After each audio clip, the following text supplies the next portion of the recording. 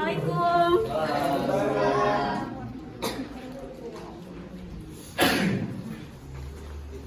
Ibu udah punya tas dulu.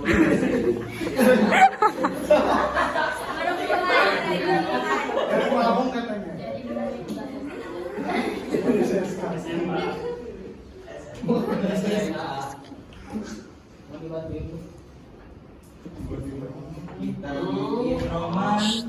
Apa kabar anak-anak semuanya? Alhamdulillah. Semangat? Enggak. Kita bakar semangat kita ya. Ibu minta kalian berdiri dulu. Berdiri. Berdiri. Gua ini halo bakal lagi.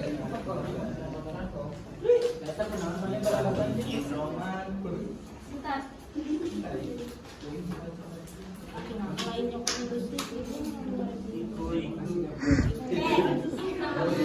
Ikuti instruksi ibu ya. Kalau misalkan ibu bilang, hey, dengerin.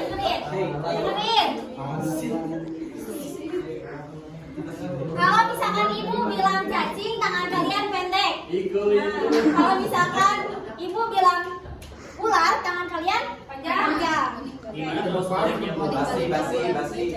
Oh, balikan sana. Kalau misalkan ibu bilang ular, tangan kalian pendek. Kalau misalkan ibu bilang cacing, tangan kalian panjang. Ngerti? Bebas pendek pokoknya. Siap ya? Siap. Pendek.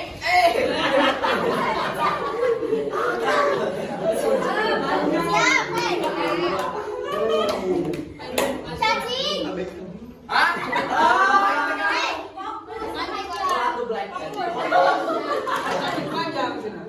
Bal gini. Bang, kok begini kau?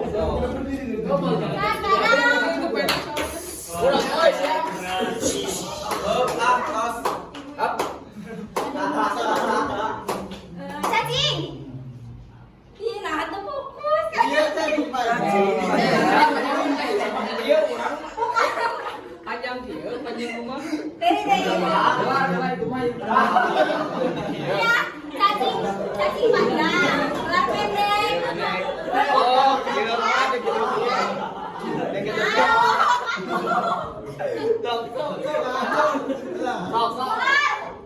Ular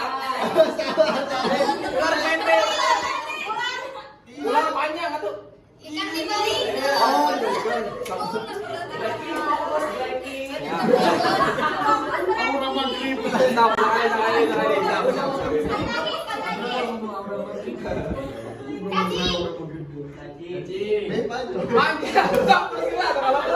Terus. Cacing. Ular. Cacing. Itu diperagakan apa itu mak? Sudah mau semuanya? Dah.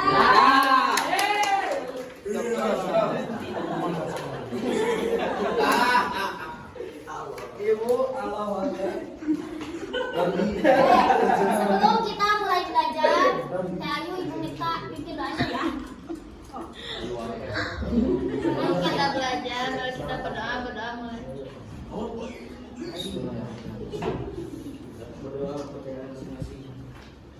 Berdoa selesai. Terima kasih ya. Sebelum dilanjut, ibu mau absen dulu. Coba siapa yang gak hadir hari ini? Perempuan? Zainuddin.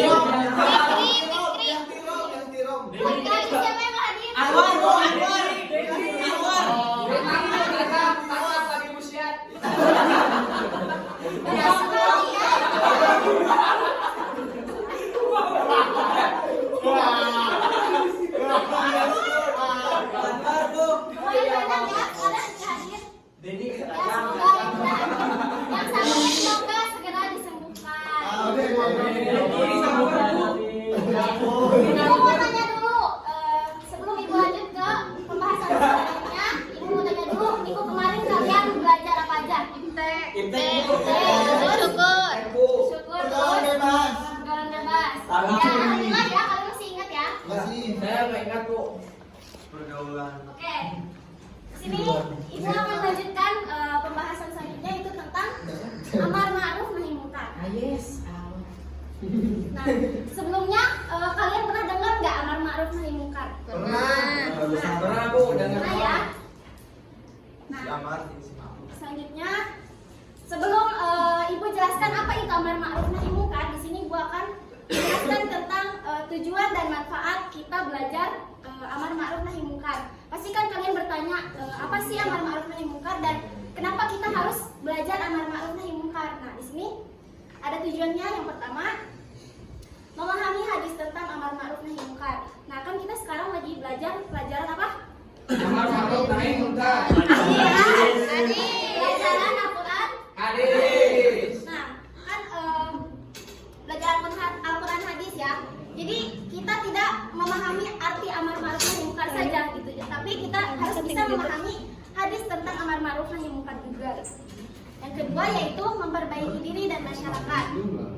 Nah, maksudnya kita sebagai manusia harus bisa mengajak kepada masyarakat atau kerabat-kerabat kita ya untuk melakukan hal-hal yang positif dengan cara kita tuh harus bisa berusaha untuk menghilangkan hal-hal yang biasanya dilakukan yang negatif gitu. Jadi kita harus mengubahnya dengan hal-hal yang positif. Nah, yang ketiga yaitu meningkatkan kesadaran dan tanggung jawab. Nah, dengan kita mempelajari amar ma'ruf nahi munkar, kita bisa meningkatkan kesadaran akan tanggung jawab sosial dan moral kita.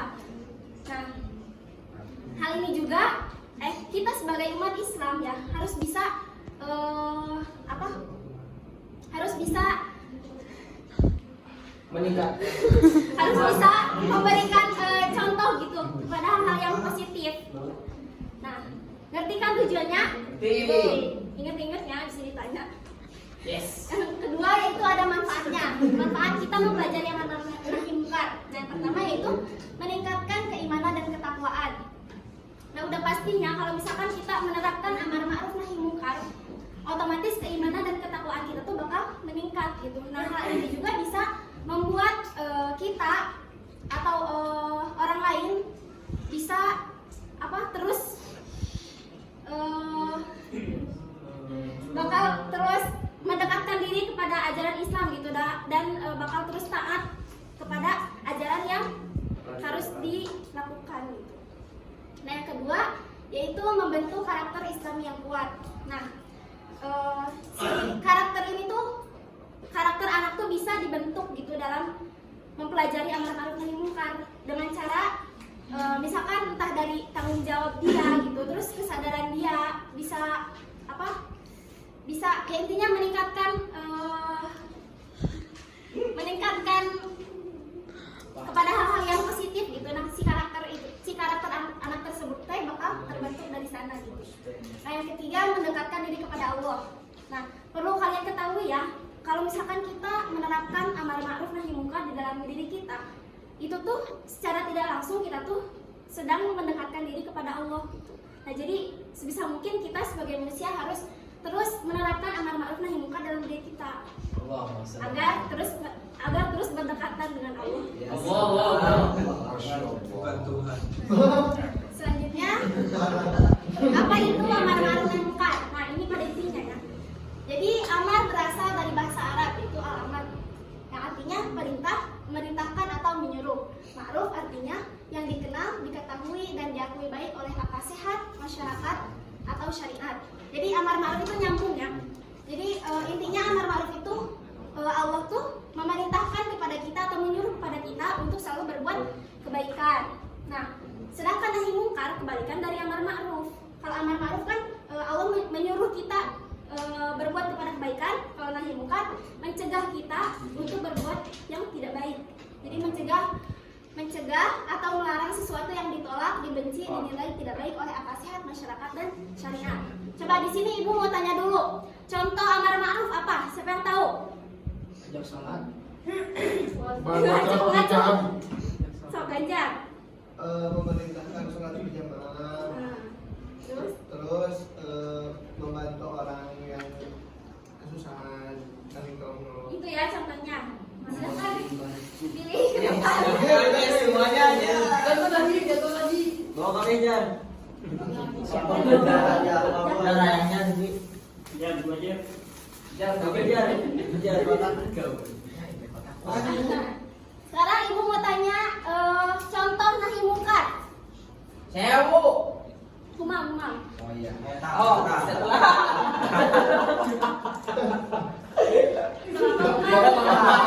Bokong aman, bokong.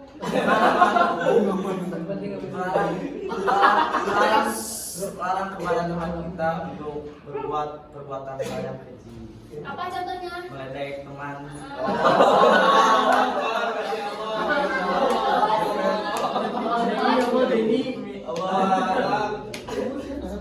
Dan juga tambahan pidato di kantor. Barang teman-teman kita untuk minum minuman keras, untuk pergi ke klub dan lain sebagainya. Oke, teman.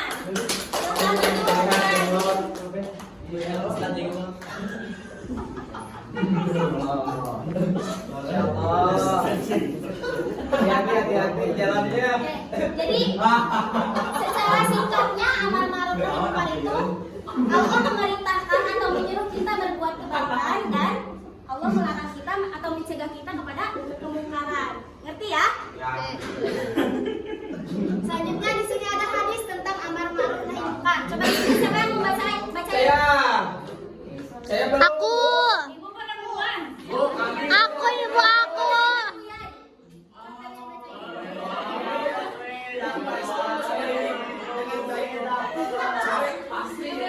Ya, merespon terus tadi detail baik. Semuanya tidak.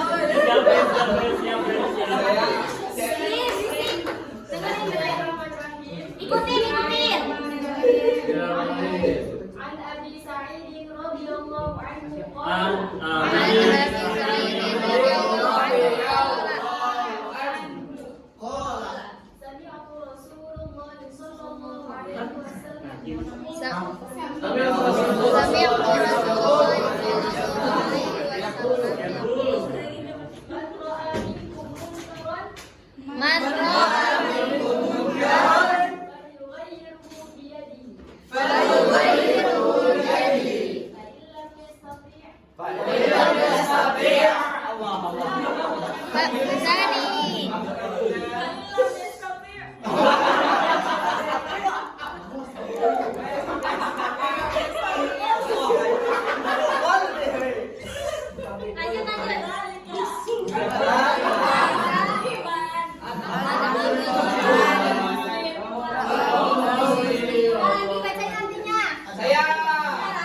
Maka berkata Abu Sa'id radhiyallahu anhu bahwa saya mendengar Rasulullah sallallahu alaihi wasallam bersabda, barang siapa yang melihat kemungkaran, hendaklah dia mengubahnya dengan tangannya. Jika dia tidak mampu, hendaklah dia dengan lisannya, dan jika dia tidak mampu, maka dengan hatinya. Yang demikian itu adalah selemah-lemahnya iman. Hadis riwayat Muslim. Yes. Silakan nanti sama Dewi yang bukan. Yes. Yes. Bahagia.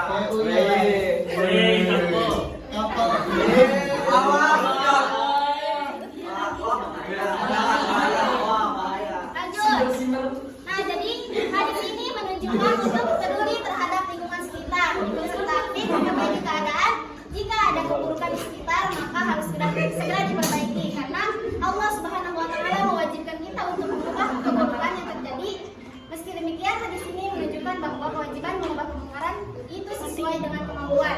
Jadi pada intinya kita harus terus peduli terhadap lingkungan sekitar gitu. Kalau misalkan di lingkungan sekitar kita ada yang berbuat kemungkaran, maka harus segera diperbaiki, harus segera diberitahu gitu. Misalkan contohnya di sekolah ini ada yang mencuri, misalkan mencuri uang.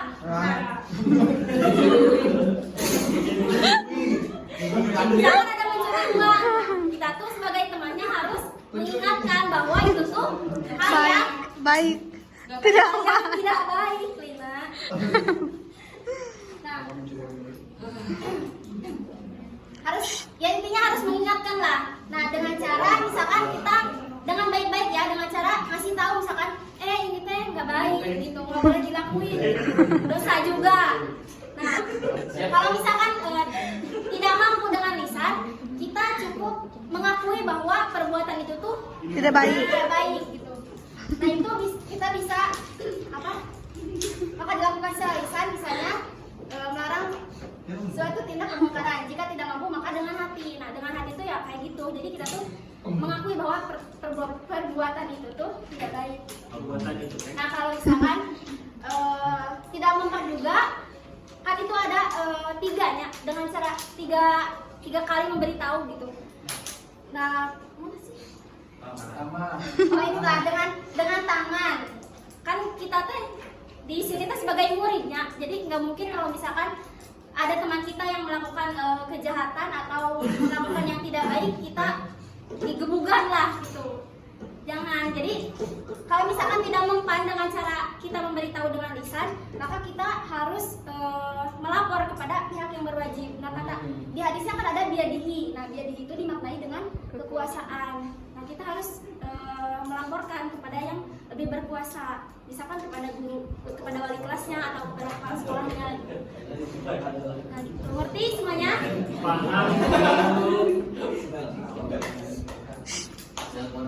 Coba ibu mau tanya. Berhenti lah. Batu habis. Batu habis.